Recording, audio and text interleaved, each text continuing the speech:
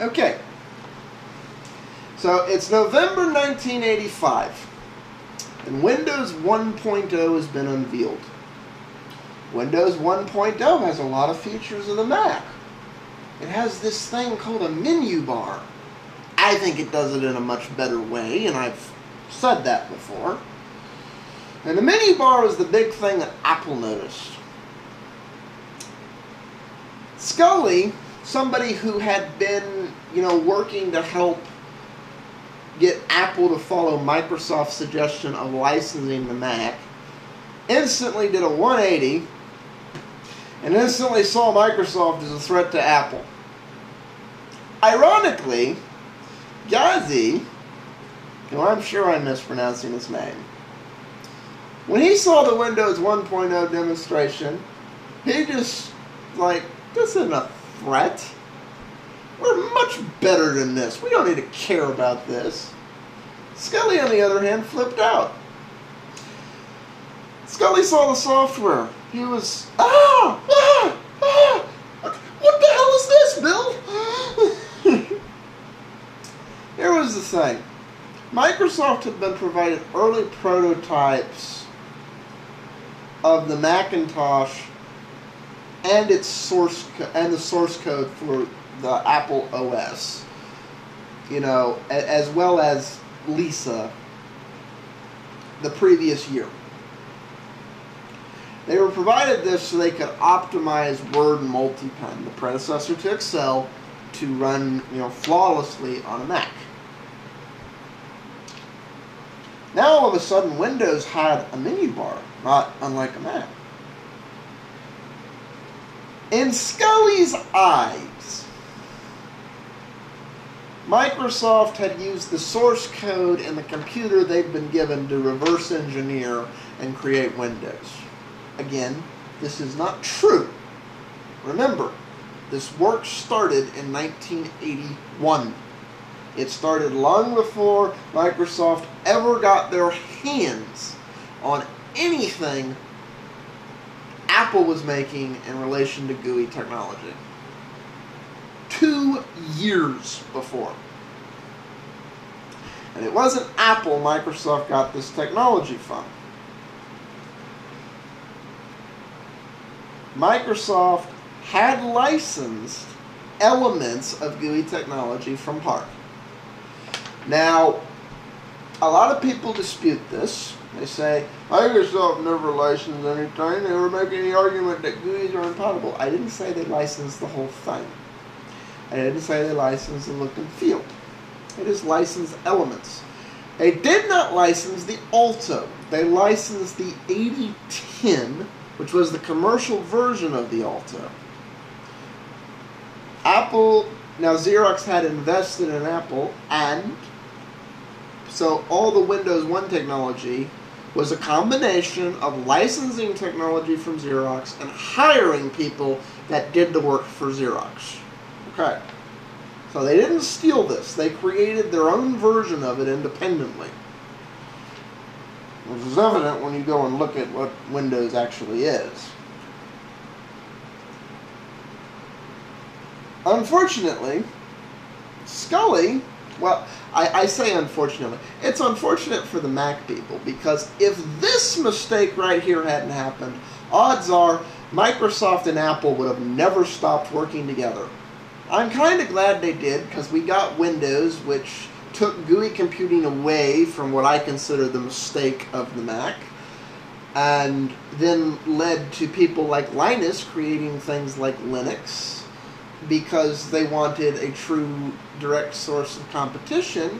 And who knows, that idea may have never occurred to Linus if we had all been using Macs.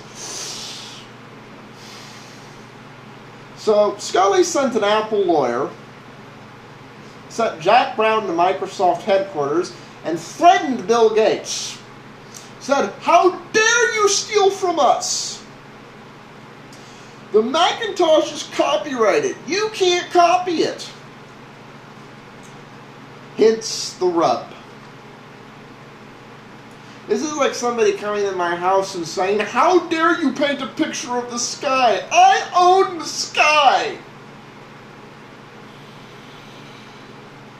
So Gates called Apple. Again, development of Windows had started way, way back before. And they didn't get the technology from Apple. They got it from Xerox, the people who created it for Apple. Well, the people who created the technology, basically, Apple had to recreate it the same way Microsoft did.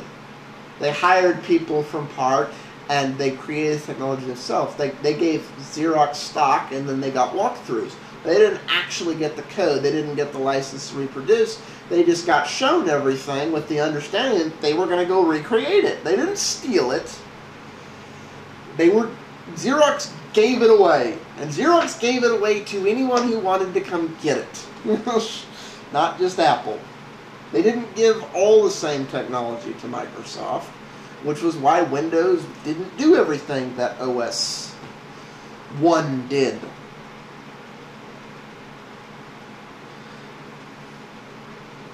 The desktop style interface and the things like that were licensed from Xerox. Now, here's a supposed what's it. This is one of those things, there's no factual record to support it.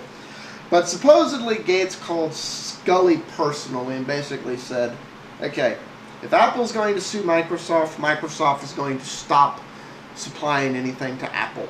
We don't like being sued by our customers for making their technology work. This is why I said to remember 1985 back in part 1.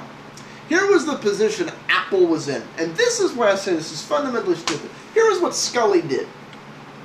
Scully saw something that was not a copy of the Apple GUI.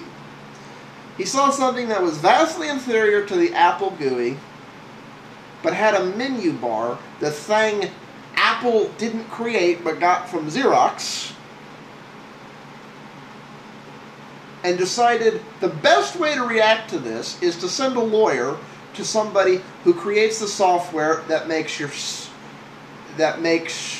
your legacy product work, the Apple II, and supplies the hardware that makes that computer work for businesses, the Z80, supplies the main software that gives your computer a distinct competitive advantage, Word and Multiplan.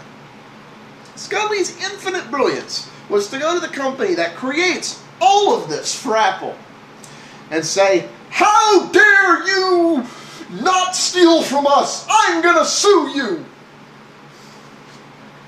So, I tend to believe that that was Bill Gates' reaction. That would be my reaction. Wait a minute. I haven't stolen a damn thing from you. My company makes stuff your company cannot survive without and still be the company it is. And you're going to sue me for something I didn't even do? For doing the exact same thing you did? That I have been trying, that I did as a last-ditch effort to broaden the people I can sell my technology to? Because I have been spending the last year trying to get your company, the last 8 months in writing, trying to get you to make us both rich, and now you're going to sue me? Screw you. That was what Scully did. Sorry to rant there, but it's like, that's the fact. That's what this guy did. And this guy's, it's, even today, that's like, I'm up on time. I'm going to have to cover the last bit of this in the next part. Don't worry, Scully isn't through making mistakes.